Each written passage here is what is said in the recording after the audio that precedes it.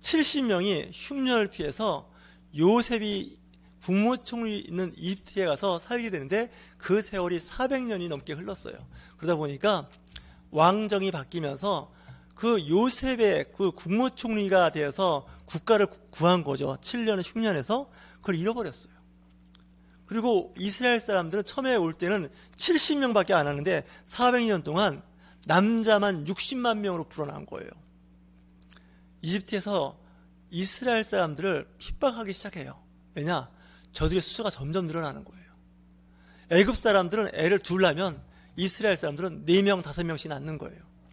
그러니까 아이를 많이 낳으니까 어떻게 돼요? 그 나라가 이거 정말 부담스러운 정도가 아니라 위협을 느낄 정도예요. 왜냐? 외국에 와서 살고 있는 이방 나라 사람들이 숫자가 많아지는 거예요. 우리나라도 지금 외국에서 이제 많이들 들어와서 정착하고 삽니다.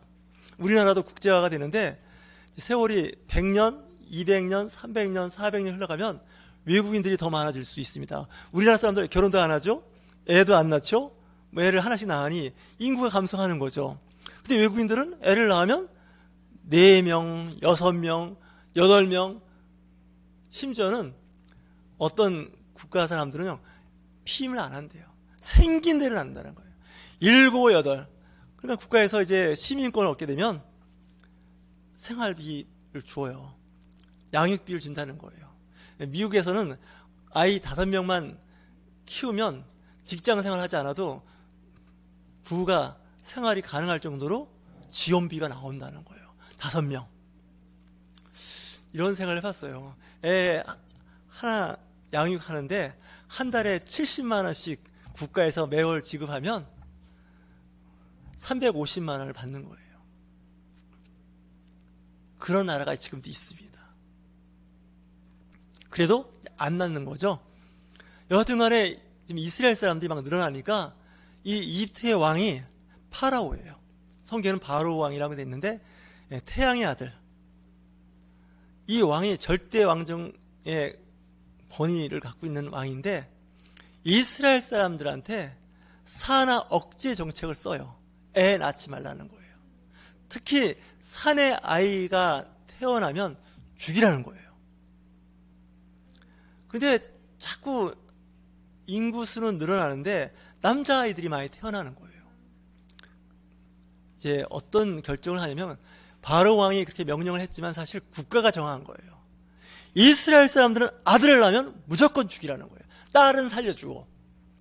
아마도 그 아들을 죽일 수 없으니 나일강에 갖다 버려라 이렇게 한 것 같아요. 근데 그 당시 레위 지파에 부부가 있었는데 그 사람에게는 아들이 태어난 거예요. 딸이 태어났으면 괜찮은데 아들이 태어난 거예요. 이게 큰일 난 거예요. 아들을 죽여야 되는 거예요. 성경이 뭐라 그래요? 아이를 낳아서 보니까 그 남자아이가 너무나 잘생긴 거예요. 너무너무 이쁘고 너무너무 잘생긴 거예요. 너무나 아까운 거예요. 어떤 엄마가 안 이쁜 자식이 있겠어요? 고슴도치도 자기 새끼는 이쁘다 그러잖아요. 털 가시가 온통 박혀있는 자기 새끼 이쁘다 그런다는 거예요. 그래서 몰래 키웠어요. 몰래 키웠는데 한 3개월, 우리나라로 치면 100일이 되니까 그 우는 소리가 너무 큰 거예요. 들키면 아이도 죽고 그 부모도 큰 재앙 같은 어려움을 겪을 수밖에 없어요. 아마 그런 경우는 부모도 같이 큰 처벌을 받을 수밖에 없어요. 도저히 이 3개월이란 세월 안 되겠는 거예요. 그래서 바구니를 가져왔어요. 갈대 상자를 갖고 와서 그 상자 사이사이를 역청을 발랐다 그러죠. 성경엔 나무진, 송진. 이 역청이 뭐냐면 요즘은 혹시 타마구라고 아시죠? 아스팔트 깔 때 쓰는 그 타마구.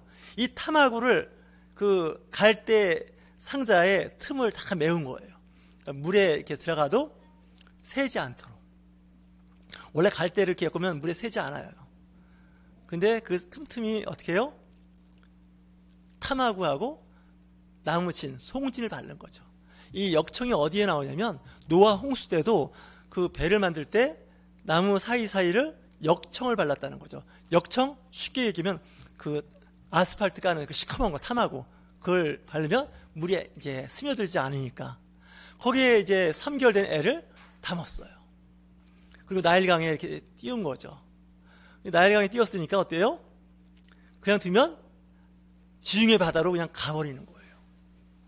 근데 모세에게는 누나가 있었어요. 3남매예요. 모세가 막내예요. 형 아론이 있어요. 3살 많은 형 아론이 있고 13살 많은 누나가 있어요. 이 누나가 그 모세의 자기 동생이죠. 그 갈대 상자가 갈대 숲 사이를 이렇게 떠내려갈 때 그걸 보고 따라가는 거예요. 이런 생각을 했어요. 그 어머니 이름이 요베겟이에요. 얼마나 가슴이 찢어졌을까요? 이 정말 남의 나라에 와서 살면서 뭐 엄청나게 어려움, 서러움을 많이 당하는데 자식도 내 마음대로 낳을 수가 없어요. 아들이 얼마나 귀해요. 이 아들을 죽이라는 거예요. 이렇게 폭정, 억압받을 때 정말 기가 막힌 거 아닙니까? 입장을 바꿔놓고 생각해 보세요. 내 자식을 죽이라는 거예요. 이게 참 어려운 얘기예요. 아마 이스라엘 사람들이 이집트에서 생활하면서 가장 힘들 때예요. 이렇게 심한 핍박이 없었어요. 왜냐? 3살 많은 아론 형이 살아있잖아요. 형 아론이 살아있을 때까지만 해도 그렇게 안 했어요. 근데 모세가 태어나는 애가 유난히 힘들게 했던 거예요. 그랬는데 하나님께서 그걸 보고 계신 거예요. 하나님이 보고 계시면서 그때 마침 그 바로 왕, 아들 다 죽이라고 하는 그 왕의 공주가 나일강에 시녀들과 함께 나와 있는 거예요. 보니까 어때요? 맨 갈대 상자가 나일강에 떠내려오고 있는 거예요. 바로 왕의 공주가 그걸 보더니 시녀한테 저 건져오라는 거예요. 저거 뭔가 보자는 거예요. 근데 뚜껑을 열어봤어요. 근데 거기에 아기가 있는 거예요. 근데 아기가 얼마나 이쁜지 어머니가 봐도 이뻤는데 바로 공주가, 바로 왕의 그 딸이죠. 공주가 보고 반한 거죠. 야, 이렇게 이쁜 애구나. 이거 이스라엘 히브리인이 아들을 낳아서 버렸으니 알지요. 자기 아버지 왕이 죽이라고 했으니까 버린 거 알잖아요. 얘를 내 양자로 삼아야겠다는 거예요. 다른 민족이에요. 포로고 억압하고 탄압하는 그 민족의 아이를 갖다 키워요. 그랬을 때 13살 많은 그 누나가 와서 이야기해요. 이거 3개월밖에 안 됐는데 젖을 먹여야 되는데 아이를 키우려면 유모가 필요하지 않습니까? 그 얘기를 하는 거예요. 그러니까 13살이면 초등학교 6학년인데 얼마나 똑똑해요. 그러나 공주가 그렇지. 저 키우려면 내가 키울 수 없고 유모가 있어야 되는 거예요. 애를 키울 수 있는 부모가 필요한 거죠. 내가 그분을 소개할 테니까 공주가 쿨하게 얘기하는 거예요. 데려와. 내가 월급 줄게. 여기 보면 상을 준다 그러지 않습니까? 애 키우는 상을 준다는 거예요. 그러니까 이제 모세의 누나가 달려가서 누구를 데리고 와요? 모세의 친어머니를 데리고 온 거예요. 친어머니를 데리고. 얼마 전까지 좀 버렸잖아요. 그죠? 희망이 없는 거예요. 절망적인 상황인데 그때 누가 개입하냐? 하나님께서 개입하다는 거예요. 이게 멋있는 거예요. 우리는 포기했어요. 나의 가장 귀한 걸 포기한 거예요. 내 인생에서. 그렇지 않습니까? 그 엄마에게는 아들이 정말 내 생명을 대신할 만큼 귀한 거잖아요. 내 목숨을 버릴지언정 내 아들을. 그죠? 또 어릴 때는 또 더 심하죠. 더 심하죠. 모성애라는 게 있지 않습니까? 근데 하나님께서 요베겟이라고 하는 모세의 어머니를 데려다가 어떻게 해요? 월급까지 받아서 키우는 거예요. 그 전까지는 내가 키워야 되는데 공주의 보호를 받으면서 내 아들을 키우는 거예요. 근데 그건 내 아들이 아니고 누구의 아들이에요? 공주의 아들이 되는 거예요. 내 아들도 되지만 또 공주의 아들이 되는 거예요. 하나님께서 이렇게 길을 열어주시는 거예요. 만약에 요베겟이라고 하는 진짜 어머니한테만 컸으면 걔는 노예예요. 모세는. 그죠? 살아남아도 모세. 이 모세라는 이름을 누가 지어줬느냐? 공주가 지어준 거예요. 바로 왕의 딸 공주가 모세라고 졌는데 그 뜻이 뭐냐? 내가 물에서 그를 건졌다는 뜻이에요. 우리는 말이 긴데 그걸 딱 두 단어예요. 모세. 물에서 건져냈다는 거예요. 여러분, 물에서 건져냈다는 건요, 그가 죽을 수밖에 없는 사망의 그 세력에서 내가 걔를 구원했다는 뜻이에요. 그래서 세상은요, 물을 의미하고 물은 세상을 의미하는 뜻이에요. 갈대 상자에 역청을 발랐다는 건요, 물이 못 들어오게 한다는 건 세상의 어둠의 권력이, 죽음의 권력이 갈대 상자에 스며들지 못하게 했다는 거예요. 영적으로 해석하면요, 노아의 방주 같은 역할을 한 거예요. 노아 방주에 들어온 사람은 살았잖아요. 노아가 건설한, 하나님의 말씀을 듣고 건설한 그 배 안으로 들어온 모든 생명은 살았어요. 홍수로부터 살아남았어요. 다시 해서 갈대 상자에 있는 모세는 어릴 때 죽음으로부터 구원을 받게 된 거죠. 하나님께서 그때 마침 바로 왕의 공주를 나일강으로 보낸 거예요. 이게 하나님께서 계획하심이에요. 그때 버렸는데 그때 죽으라고 포기할 수밖에 없이 그런 상태에 있는데 하나님께서 누구를 대기했어요? 공주를. 그 당시 최고 권력자의 딸, 양자가 된 거예요. 이 당시 양자의 개념은요, 그 공주의 친아들이 되는 거예요. 권세를 얻은 거예요. 우리가 예수 그리스도를 믿음으로 하나님의 양아들이 되었다고 말씀하고 있지 않습니까? 그래서 우리가 기도할 때 아버지 하나님이라고 기도를 하는 거예요. 아버지라는 말을 함부로 붙일 수 없죠. 이웃집 아저씨를 아버지라고 안 부르잖아요. 하나님 아버지라고 기도할 수 있다는 거, 아버지라고 기도할 수 있는 건요, 그리스도인들의 특권입니다. 이게 참 중요한 메시지인 거죠. 그래서 모세는 죽음의 아주 절대 위기에서 생명을 얻고 왕의 딸의 아들이 된 겁니다. 왕족이 되는 순간이에요. 그 전에는 노예, 포로 아들이었어요. 내가 키울 수도 없고 아들은 다 죽이라고 했던 그런 험악한 상황에서 이략 어떻게 돼요? 공주의 양아들이 된 거예요. 모세의 그 시작은 이렇게 시작을 해요. 출애굽기 2장에 그 출생의 비밀이 있다는 거예요. 자기 이야기를 하는 거예요, 모세가. 왜? 애굽 땅을 빠져나올 때 혼자 나온 게 아니라 자기 백성을 구원하는 거죠.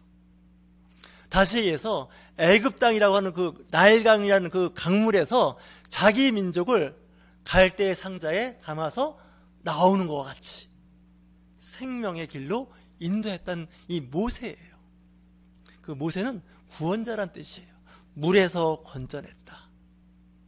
그가 다만 바로 왕의 공주이지만 내가 그를 물에서 건져냈다. 그 얘기는 죽을 수밖에 없는 그 아이를 내가 건져내서 내 양아들로 삼았다는 거예요.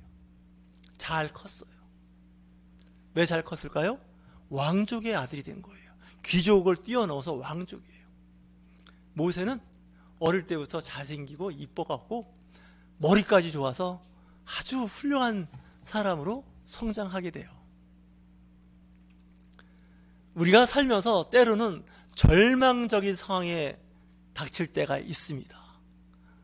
환경이 죽음으로 이끌어내는 거예요. 절망적인 상황으로 나를 인도하는 거예요. 희망이 안 보여요. 어떻게 포로가 이집트에 살고 있는 그런 약한 민족이 왕의 명령을 어길 수 있겠어요? 죽이라면 죽이고 살리라면 살리고 가라면 가고 오라면 오고 뭐 이렇게 살 수밖에 없는, 자유가 없는 그런 상황에서 하나님은 빛을 비치는 거죠. 어둠에서 빛을 비치는 거죠. 모세하고 예수님하고 비슷한 면이 있다면 예수님이 태어날 때도 그때 헤롯 왕이 베들레헴 인근에서, 베들레헴을 중심으로 인근에 있는 지역에 2살 이하의 남자는 다 죽이라고 그랬어요. 왜냐? 베들레헴에 왕이 태어났다는 거예요. 왕자죠. 반역이에요. 그랬을 때 요셉과 마리아는 그곳을 피해서 갑니다. 어떻게 알았을까요? 그걸 엄마들이 알았으면 다 도망갔을 거예요. 근데 천사가 나타나서 요셉과 마리아에게 얘기하죠.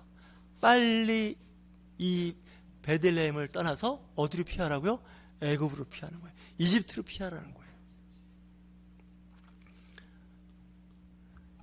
하나님께서 급할 때는 천사를 통해서 일을 하시는 거예요. 나일강에 있을 때도 천사를 통해서 바로 왕의 공주를 불러내는 거예요. 우리가 이렇게 앉아있고 교회에 오는 것 내 의지대로 온 것 같지만 하나님의 성령께서 우리의 발길을 인도하는 거예요. 그냥 교회 가고 싶은 마음이 있어 왔는데요, 그 마음을 인도하는 것은, 그 발걸음을 인도하는 것은 하나님이에요. 그걸 믿는 거예요. 내가 예수님을 알고 예수님을 믿고 생명의 구원자이심을 입으로 시인하는 것조차도 내가 하는 것이 아니라 성령 하나님께서 깨닫게 해주시는 거죠. 예수님께서 제자들에게 말씀하십니다. 묻는 거죠. 너희들은 나를 누구라 하느냐? 누구이냐? 물을 때 베드로가 대표로 이야기하죠. 주는 그리스도시요 살아계신 하나님의 아들이시니라 라고 고백할 때 예수님께서 말씀하시죠. 내가 그런 신앙 고백, 그런 말을 할 수 있는 거, 그런 것을 깨닫게 하는 것은 내 몸의 육체가 아니라 하나님의 영이 그렇게 내 입을 통해서 말씀하고 있다는 거예요. 내가 고백하는 건데요, 아니라는 거예요. 성령께서 말씀하고 있다는 것이죠. 성령께서 말씀하신다 할 때 내 입으로 하는 건데 아니에요. 내 입을 통해서 성령께서 말씀하시는 거죠. 선지자가 다 그랬어요. 모세도 그랬어요. 내 생각과 내 의지대로 하는 것이 아니라 주님께서 내게 주시는 감동으로 말씀하시는 거죠. 성경은 하나님의 감동으로 기록된 말씀이라고 말씀하고 있다는 거죠. 우리가 살다 보면 너무너무 절망적이어서 희망이 안 보일 때가 있어요. 앞으로 나갈 수도 없고 뒤로 물러설 수도 없고 좌우로도 피할 수 없는 그런 진퇴유곡, 진퇴양난에 빠졌을 때 기도하는 거예요. 주님 나를 도와주시옵소서. 기도가 뭘까요? 내가 적으로부터 포위당했어요. 더 강력한, 더 악하고 더럽고 어둠의 영이 나를 포위해서 희망이 없을 때 우리는 하나님 앞에 무전을 치는 거예요. 전화를 거는 거죠. 주님, 내가 위기에 빠졌습니다. 나를 도와주시옵소서. 사방의 적이 나를 공격하고 있습니다. 시편에도 말씀하고 있죠. 적들이 진을 치고 나를 공격한다는 거예요. 어둠의 권세, 그 사망의 권세가 나를 덮칠 때 주여 나를 불쌍히 여겨 주시옵소서 할 때 그 기도에 응답하신 하나님께서 하루에 천사들을 보내서 보호하신다는 거죠. 하나님의 천사를 이길 수 있는 영적 존재는 없습니다. 세상에 어떤 권력도 부도 이길 수 없음을 우리는 믿는 거죠. 서양에서 하는 말이에요. 기도하는 한 사람이 수많은 군대보다도 더 강하다는 거예요. 여러분, 기도하는 사람을 무서워할 줄 아셔야 돼요. 기도하는 사람을. 혼자서 그냥 중얼중얼 기도하는 것 같지만 그는 이미 전능하신 하나님과 통화하고 있는 거예요. 하나님께서 천사들을 동원하시잖아요. 요즘에 정치적으로 일어나는 것도 보세요. 내부적으로 안에 있는 지키는 그런 어떤 파수꾼보다 그 들어가는 용사의 수가 많으니까 어때요? 열리잖아요. 그죠? 마귀는 하루에 천사 3분의 1을 갖고 타락했다고 요한계시록에 나와요. 하루에 천사 3분의 1이에요.